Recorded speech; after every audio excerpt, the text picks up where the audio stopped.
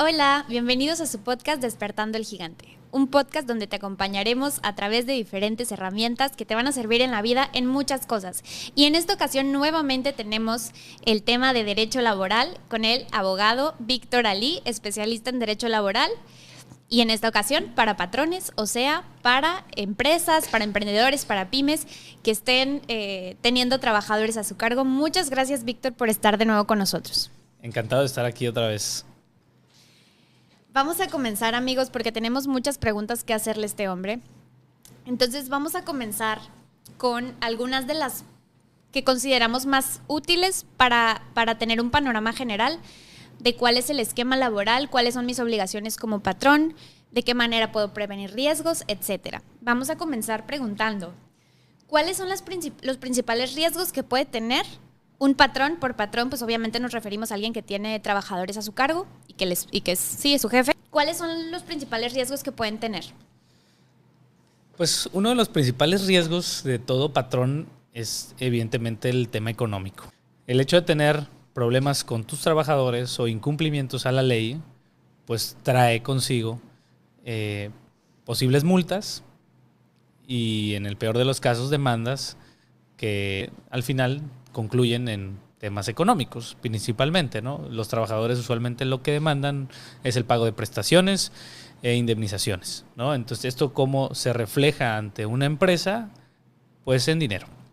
Okay. Sí, exactamente. Entonces, uno de los principales puntos son esos. ¿De dónde nacen estos puntos? Pues quizás esa es la pregunta interesante, ¿no? Oye, a ver, ¿cuál es mi incumplimiento como empresa? Mi incumplimiento es un tema de que no pagué a tiempo. Mi incumplimiento es que no estoy cumpliendo con la normatividad de mi... No lo registré ante el IMSS, por ejemplo. De mi negocio. Bueno, también dice, no hice el registro correspondiente. Y ese tema del IMSS es muy común y tiene un tema muy, muy fuerte que no todos los empresarios somos muy conscientes, ¿no? Y me incluyo ahorita del lado de los empresarios. Uh-huh. ¿Cuál es? El IMSS es un seguro al final de cuentas, o sea... Si el día de mañana tú tienes un trabajador y en el peor de los casos fallece y está registrado, el IMSS se hace cargo de las prestaciones económicas que puedan derivar de ese fallecimiento, ¿no? Y llámese también el caso de las indemnizaciones, ¿no? Uh-huh. Y si no lo tengo... Lo voy a absorber yo. La empresa responde. Y por eso creo que la manera más común de señalárselo a las empresas es... Oye, ¿sabes qué?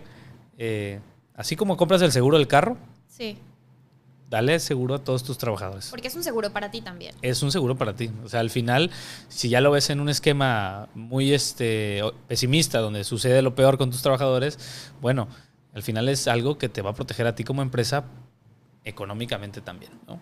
Ok. ¿Sí? ¿Qué obligaciones principales tienen los patrones con los trabajadores? Bueno, la principal pudiera ser el trabajo igual, salario igual. O sea, a ver, es el dar condiciones dignas, remuneración suficiente a los trabajadores. Uh-huh. Tú como patrón, pues, tienes que cumplir con los mínimos legales al menos. Uh-huh. Es decir, pagar el salario mínimo, darlo de alta ante el Instituto Mexicano del Seguro Social, respetar sus derechos laborales, garantizar el lugar de trabajo del trabajador. Sí, cumplir con la normatividad que está relacionada también con, si estás en un sector específico, pues con las condiciones de seguridad y salud en el trabajo relacionadas con esos tipos de trabajo que ejerce el trabajador, ¿no? Por ejemplo, brindarles el equipo de protección adecuado, si es que están laborando en lugares insalubres, por ejemplo, con altos ruidos, el equipo auditivo necesario para que no se lastimen los oídos. Exactamente, para cuidar la salud de tu trabajador. Y más actualmente, y lo comentamos en el programa pasado, bueno, la salud emocional de los trabajadores hoy también ya es una de las obligaciones de los patrones. Cuidar esa parte de los trabajadores. El derecho a desconexión, que ya habíamos comentado también en la sesión pasada. Sí. Esos son como los puntos principales, ¿no?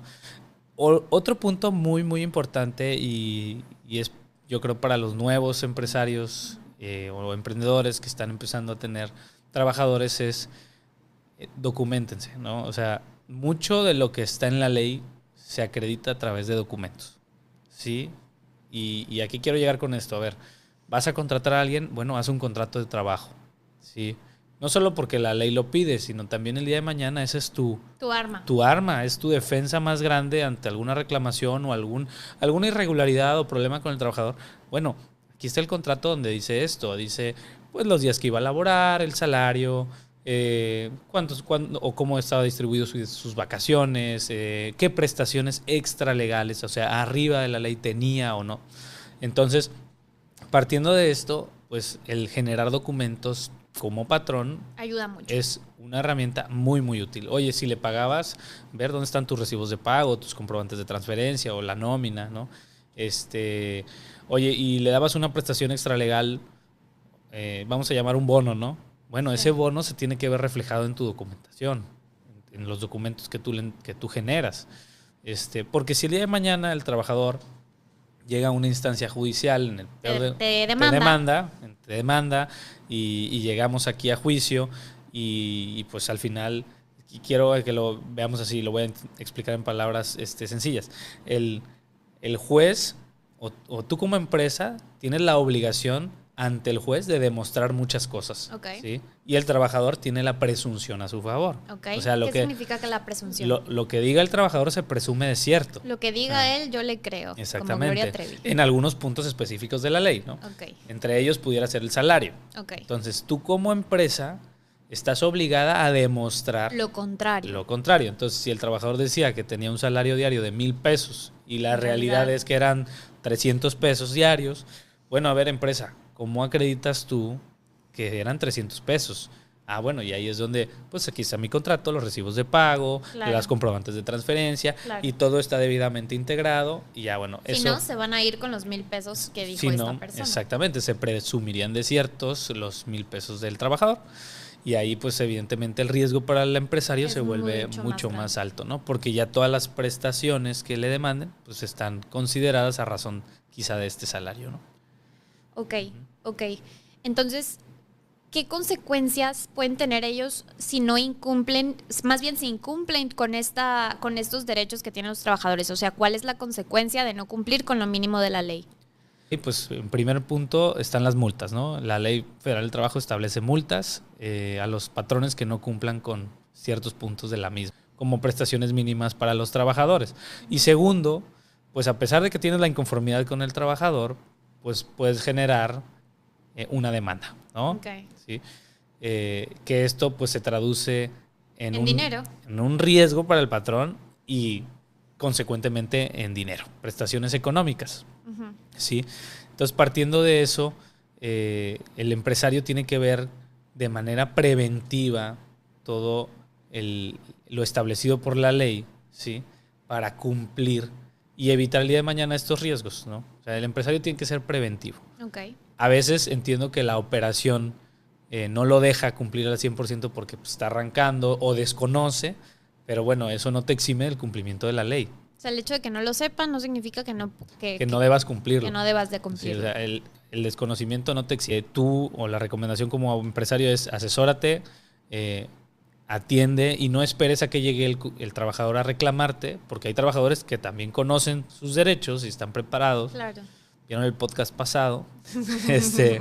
Y entonces, por consecuencia, pues ya saben qué es lo mínimo a lo que tienen que tienen que recibir, ¿no? Entonces, prevengamos, asesórense bien y evitemos este tipo de conflictos que al final, como dijimos, se traducen en dinero. ¿De qué manera deberían documentar los patrones, los empresarios, la relación que tienen con cada trabajador? O sea, tú recomiendas como que tengan tipo una carpetita con el contrato, o sea, ¿qué documentos son los mínimos que debería de tener para estar prevenido en caso de que pase algo, de que alguien te demande o de que se accidente o de lo que quieras? Muy bien, buena pregunta y muy útil, bastante útil para todos los empresarios, porque ese es un tema que se trabaja como en el lado de recursos humanos y un poco asesorado del equipo jurídico y independientemente del formato que lo tengas, ya sea digital o impreso, que yo siempre recomiendo de los dos. Si puedes tenerlo impreso y firmado por el trabajador, todo mejor. Muchísimo que mejor. Okay. En original siempre. El primer punto, yo creo que son los contratos, ¿no? Okay. Tener contratos individuales de trabajo debidamente guardados, acompañado de eso, identificaciones y comprobantes de domicilio, etcétera, del trabajador, incluso información de sus beneficiarios, que ya está establecido como una obligación dentro del contrato individual de trabajo para cualquier incidente que pudiera haber, recibos de pago, ¿sí? Esto pues al final es para acreditar los salarios y prestaciones que perciben los trabajadores. Si tienes manera de tener por la misma operación del negocio actividades peligrosas o insalubres o algo, bueno, que se ha dotado, los comprobantes de que se ha dotado al trabajador de los equipos suficientes y necesarios para atender el trabajo que le corresponde, ¿no? O sea, siempre respaldando esa parte que tú estás priorizando, la salud del trabajador, ¿no? O sea, sí. Y con eso también cumples con la normatividad. Oye, si le estás prestando un vehículo al trabajador, bueno, un documento donde conste que efectivamente el trabajador está teniendo un vehículo por parte de la empresa. Toda aquella interacción que se tenga con el trabajador que implique tanto derechos y obligaciones, yo sugiero que esté documentada. Okay. ¿Sí? Oye, ¿le estás pagando horas extra? Bueno, documentalo cómo lo estás pagando. O sea, si hay algún proceso interno para documentar las horas extra, bueno, establecerlo en una hojita, en el formato correspondiente, y eso se relaciona con el recibo de pago, ¿no? Porque ahí también tiene que venir respaldado ese pago o la transferencia. Sí. Ok. ¿Qué pasa si, por ejemplo, el trabajador que yo contraté no me está rindiendo, no está trabajando correctamente y lo quiero despedir? Hay obligaciones que tienen los trabajadores que son o no causales de rescisión. Y entonces es muy, muy importante porque este es un punto muy, muy común en las empresas, en la iniciativa privada sobre todo. El hecho de que el trabajador no me rinda a como yo lo quiero no está establecido como una causal de rescisión, ¿sí? Sin embargo, hay empresas que tienen una normatividad interna más compleja, con estándares o objetivos que se tienen que cumplir, con reglamento interno de trabajo, mecanismos para evaluar también el desempeño de los trabajadores, capacitaciones, etcétera, que pudieran dar pauta a generar quizá información relacionada con incumplimientos del trabajador, ¿no? Por ahí tal vez pudiera ser el camino, pero lo cierto es que el empresario está limitado a los puntos que establece la ley. Y o sea, si no me funcionó, no lo puedo despedir así nada más. Así nada más no. Así nada más. O sea, si es que me vio feo, pues no se puede. Oye, es que pues no me gusta cómo me habla. O simplemente vamos a suponer. No coincido. Yo lo contraté, no sé, para llevar una cubeta de un punto al otro punto y me deja la cubeta en medio. Bueno, ahí hay un tema de incumplimientos. Ahí sí hay un incumplimiento de la función, ¿no? Pero hay que verlo de esta manera. Tienes que respaldar muy bien y tener los elementos para ver dónde estamos parados. O sea, si tú lo contratas para una cosa y le terminas delegando otra y incumple en la otra, que ahí no es la original, no. Oye, a ver, pues vamos a ver, ¿no? Ahí qué tanto existe o no un incumplimiento, ¿no? Claro. Pero aquí lo medular es, a ver, analiza bien si es una figura análoga a la causal de rescisión. Y de ahí podría partir si existe o no manera de despedirlo justificadamente. Claro. Uno de los ejemplos más comunes, pues, ¿cuáles son? Quizás eso me lo debas de preguntar tú, ¿no? ¿Cuál es uno de los ejemplos más comunes? Un ejemplo muy común de las rescisiones de las relaciones de trabajo es las faltas injustificadas, ¿no? Y ahí está el mito que también comentábamos. A ver, oye, faltas injustificadas, ¿cuántas tiene que tener el trabajador? No, pues, ¿y cómo se va a manejar, no? El trabajador, al cumplir su cuarta falta, ya está ubicándose en una causal de rescisión si esto sucedió en un periodo de 30 días. Ok. ¿Sí? En un mes. En un mes. Y tú como patrón tienes 30 días para determinar la sanción aplicable. O sea, si en 30 días, si la persona faltó 3 veces en un mes sin justificación y aviso. 4 veces sin justificación y aviso.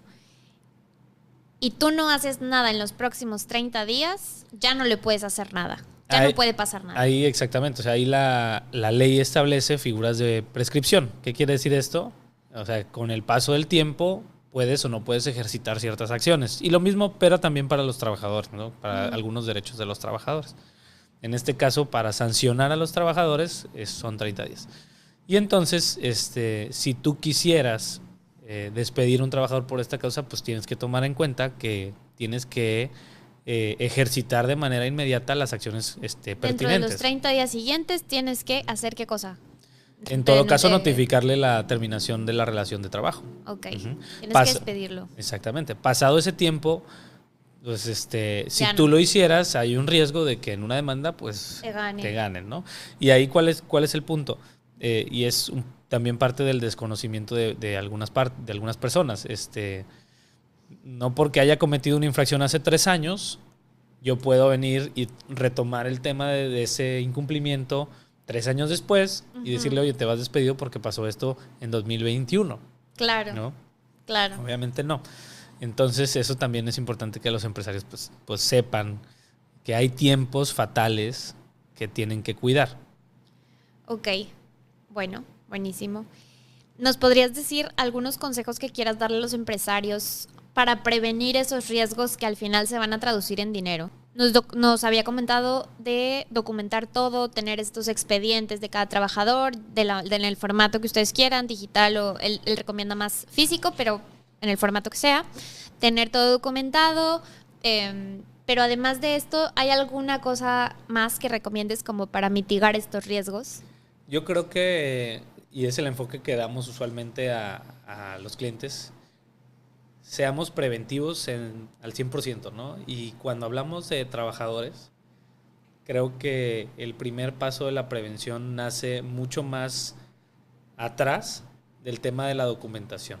Nace desde el reclutamiento y creo que es importante tenerlo bien presente. A ver, tú como empresario, cuando vas a contratar a alguien, haz un análisis muy exhaustivo, inviértanle en sus áreas de reclutamiento y de recursos humanos. Claro. Tanto en la búsqueda como en las entrevistas, todo. O sea, tú puedes detectar ciertos patrones desde el currículum de un trabajador. Claro. O sea, es muy interesante. Esto no dure un mes en cada trabajo. Exactamente. Esto no lo descubrí yo, me lo dijo mi hermano que es especialista en recursos humanos. Buenísimo. Y me dice, Víctor, es que si tú ves el CV del trabajador, te das cuenta de algunas cosas. Ahí encuentras las red flags. O sea, a ver, este trabajador tuvo un mes en esta empresa, un mes en la otra, un mes en la otra, un mes en la otra.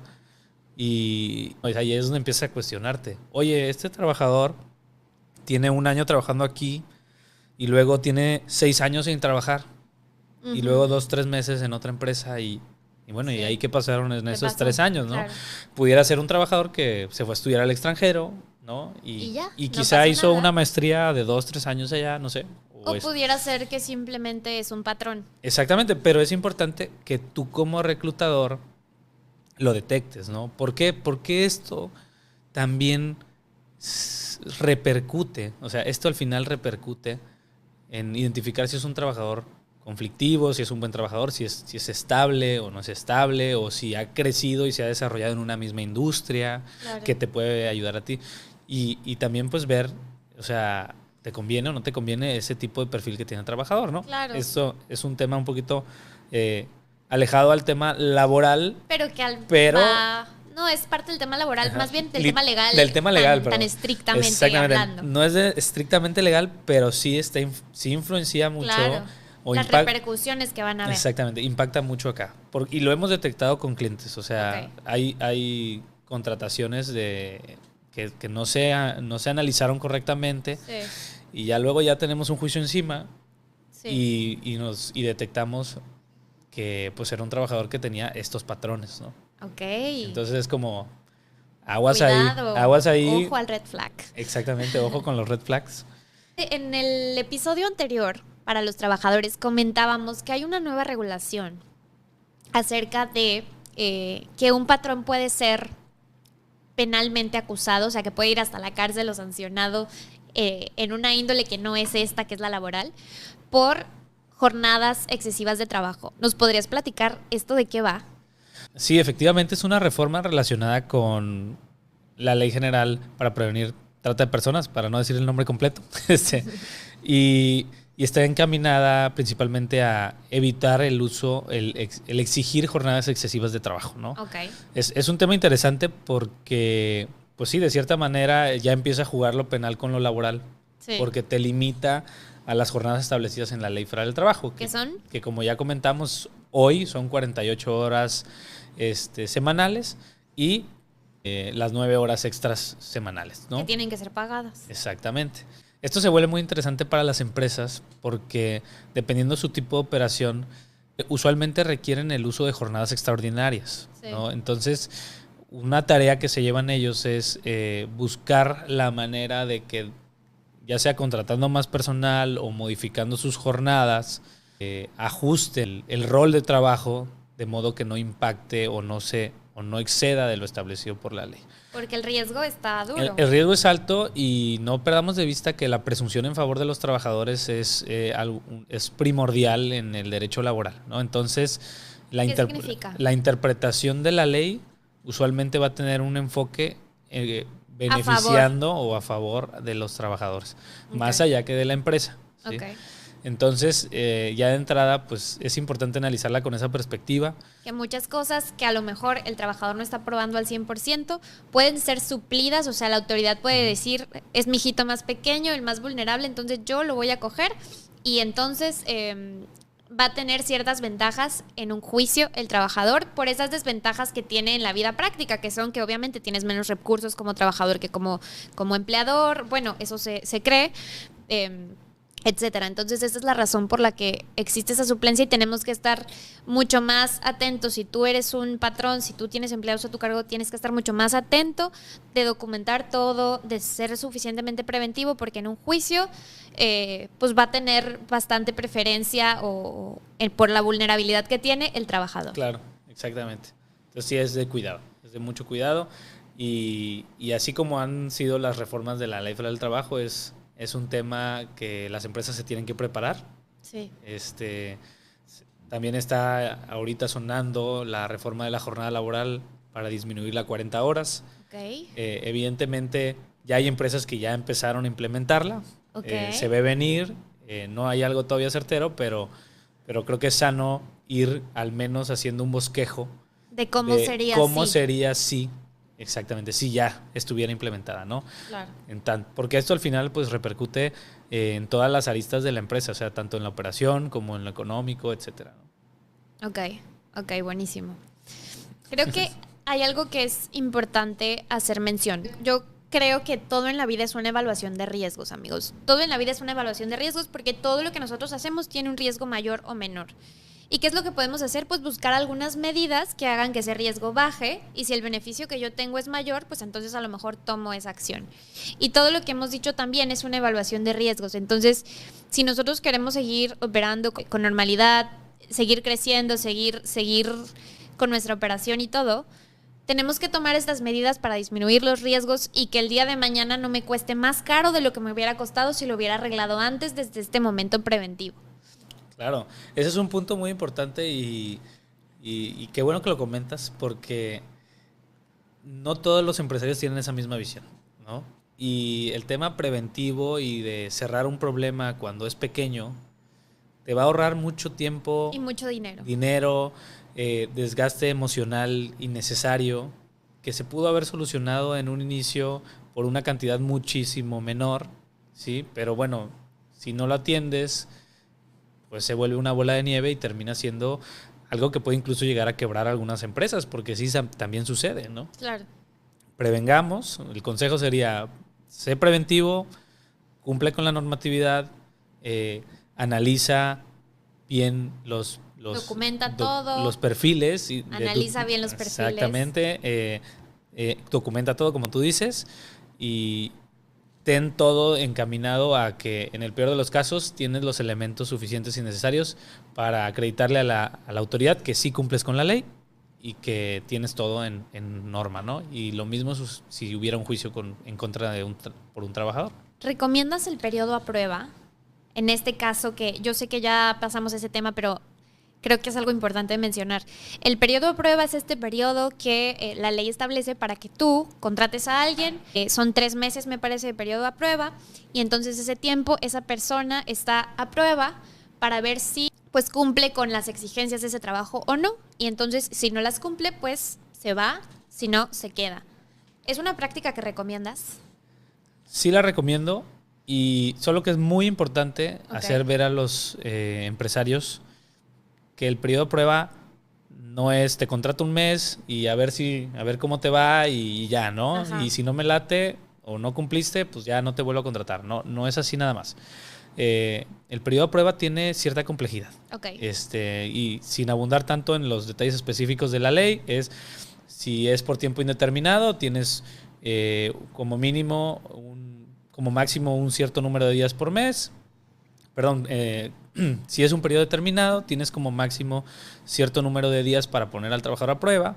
Y si es por tiempo determinado el contrato, pues también te pone un tope del periodo de prueba. La sugerencia es que se documente de igual manera. Okay. Si tienes una comisión mixta de capacitación y adiestramiento que pueda evaluar también. Estamos hablando de empresas chiquititas. Bueno, entonces el periodo de prueba quizá para una empresa pues pequeña sea un poco más complejo de documentar, pero sí es importante que tengamos muy claro, a ver, el trabajador que va a entrar, cuáles serían sus evaluaciones, ¿no? O sea, o cómo documentas la prueba, ese periodo de prueba. O sea, porque si llegas ante una autoridad y le dices, es que estaba a prueba, bueno, ¿y dónde están los documentos que respaldan la prueba?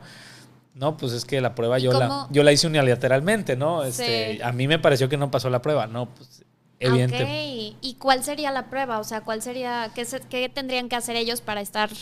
Hay empresas que procuran las evaluaciones teóricas y prácticas del lugar donde va a trabajar, ¿no? O sea, de la función que va a desempeñar el trabajador. Y sobre eso se hace la evaluación. O sea, pero esto está respaldado, pues, tanto por procedimientos internos como por documentos de la misma. No, nada más porque el jefe dijo, no, ¿sabes qué? No. Que ese es un error muy común. Sí, a ver, evitemos esa parte. Pero hay maneras, me imagino, de hacerlo más ejecutable, ¿no? O sea, tener algunos procedimientos internos. Exactamente. Y ahí también esa medida del tamaño de la empresa, ¿no? O sea, hay empresas muy grandes tienen procedimientos muy robustos de evaluación. Y empresas pequeñas quizás son más laxos. Pero en la medida de lo posible tener bien documentado el proceso del periodo de prueba. Sí. Buenísimo. Pues muchísimas gracias, Víctor, por acompañarnos una vez más. Si tienen preguntas adicionales, nos las pueden dejar aquí en las redes y les vamos a estar respondiendo, ya sea en historias o a lo mejor en otro video, quién sabe. Les vamos a dejar también aquí las redes de Víctor por si alguien tiene alguna pregunta puntual que hacerle. Muchísimas gracias por vernos. Si les gustó, suscríbanse. Y esto es todo. Hasta la próxima. Hasta luego. Gracias.